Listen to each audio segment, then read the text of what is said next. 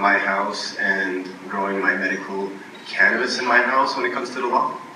Yes, that's the short answer. I think there is room for an argument to be made, even from a discriminatory point of view. An insurance company is choosing not to insure. I agree. Very likely, practically speaking, if I'm growing tomatoes as opposed to marijuana. I know there's not much of a difference, but legally, yes, there is. And I'm sure we will see an argument raised that the denial of coverage by an insurer to a landlord for the tenants growing of medical cannabis plants is discriminatory. We can see that argument being raised, certainly, and it'll be interesting to see how the courts deal with it.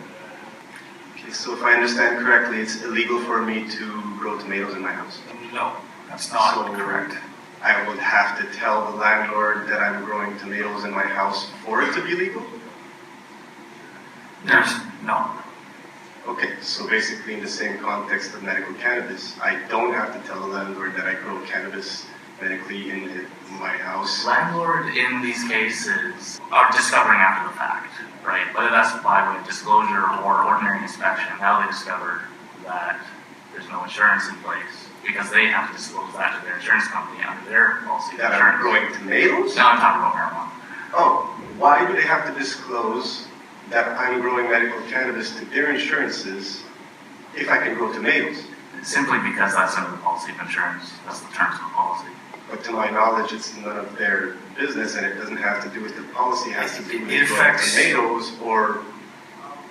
It affects insurability, the risk of the insured. It needs to know the risk involved in insuring the property, and that's a material risk that I would, if I were a landlord, disclose to my insurer on the risk that if I did not, that would affect coverage. And they're saying to me, as a landlord, if I didn't disclose that there was a growing of medical cannabis in the unit, that's not a risk that they would accept. So I think it's reasonable to disclose that to the insurer.